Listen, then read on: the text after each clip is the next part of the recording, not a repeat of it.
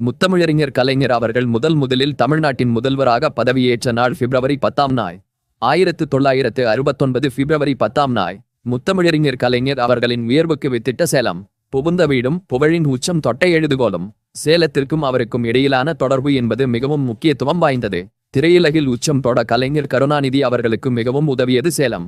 இங்கிருந்த மாடர்ன் தியேட்டர்ஸில் இணைந்து கதை வசனம் எழுதி புகழ் பெற்றார். இந்நிலையில் சேலத்திற்கும் கலைஞர் கருணாநிதி அவர்களுக்கும் இடையிலான தொடர்பு குறித்து வரலாற்றை திரும்பி பார்க்க வேண்டிய சூழல் ஏற்பட்டுள்ளது. முத்தமிழறிஞர் கருணாநிதி அவர்களுக்கு திருவாரூர் தாய் வீடு என்றால் சேலம் புகுந்த வீடு என்று அவரது நெருங்கிய நண்பர் திரு வெங்கடசாமி அவர்கள் ஒருமுறை கூறியிருக்கிறார். நாடகத்துறையில் இருந்த கலைஞர் கருணாநிதி அவர்கள் திரைப்படத் துறைக்கு வந்தது சேலத்தில் தான். சேலம் மாடர்ன் தியேட்டர்ஸ் புகழ் பெற்று விளங்கிய காலத்தில் அதன் உரிமையாளர் மரியாதைக்குரிய டி.ஆர். சுந்தரம் அவர்களிடம் கலைஞர் கருணாநிதி அவர்களின் எழுத்து திறமை பற்றி பாடலாசிரியர்கள் கவி காமு ஷெரீப், மருதகாசி ஆகியோர் எடுத்துரைத்தனர். குறிப்பாக மந்திரிகுமாரி நாடகத்தின் வெற்றி குறித்து தெரிவித்தனர். இதையடுத்து கலைஞர் கருணாநிதி அவர்களை திருவாரூரில் இருந்து சேலத்திற்கு அழைத்து வந்தார் மரியாதைக்குரிய டி.ஆர். சுந்தரம் அவர்கள். பின்னர் மந்திரிகுமாரி நாடகத்தை திரைப்படமாக்கும் வேலையில் 1949ஆம் ஆண்டு இறங்கினர். அதற்கு கதை திரைக்கதை எழுதும் பொறுப்பு கலைஞர் கருணாநிதி அவர்களிடம் ஒப்படைக்கப்பட்டது. அதற்கு திமுக கட்சி கூட்டத்திற்கு செல்ல எந்தவித தடையும் விதிக்க கூடாது என்று நிபந்தனை விதித்தார் கலைஞர் கருணாநிதி அவர்கள்.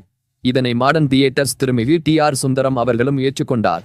அப்போது மக்கள் திலகம் எம்ஜிஆர் தான் கதாநாயகன் என்பதில் கலைஞர் கருணாநிதி அவர்கள் உறுதியாக நின்றார். மாடர்ன் தியேட்டர்ஸில் வேலை கிடைத்ததும் சேலம் கோட்டை பகுதியில் ஹமீத் சாஹிப் தெருவில் வாடகைக்கு வீடு எடுத்தார். அந்த வீட்டிற்கு வாடகை 50 ரூபாய். அங்கு கலைஞர் கருணாநிதி அவர்கள், தாயார் அஞ்சுகம் அம்மையார், மனைவி தயாளு அம்மையார், மகன் மூக முத்து ஆகியோர் குடியேறினர். ஏற்காடு அடிவாரத்தில் மாடர்ன் தியேட்டர்ஸ் இருந்ததால் அடிக்கடி ஏற்காடு மலை பகுதிக்கு கலைஞர் கருணாநிதி சென்று விடுவார். அங்கு அமர்ந்து தனது நண்பர் திரு வெங்கடசாமி அவர்களுடன் மனம் விட்டு பேசுவார். சேலத்தில் இருந்த காலகட்டத்தில் ஞாயிறு தோறும் தவறாமல் திமுக பொதுக்கூட்டத்தில் கலந்து கொள்வார். அதே சமயம் மாடர்ன் தியேட்டர்ஸுக்காக பல்வேறு படங்களுக்கு கதை வசனம் எழுதினார். இவை மிகப்பெரிய வெற்றி அடைந்தன. திரையுலகில் கலைஞர் கருணாநிதி அவர்கள் புகழ்பெறத் தொடங்கியதும் மரியாதைக்குரிய தந்தை பெரியார் அவர்களுடன் வலுவான நெருக்கத்தையும் ஏற்படுத்திக் கொண்டார். இவ்வாறு திரையுலகில் உச்சம் தொடவும் அரசியல் அடித்தளத்திற்கும் கலைஞர் கருணாநிதி அவர்கள் வாழ்வில் சேலம் அளப்பரிய பங்காற்றியிருப்பது குறிப்பிடத்தக்கது.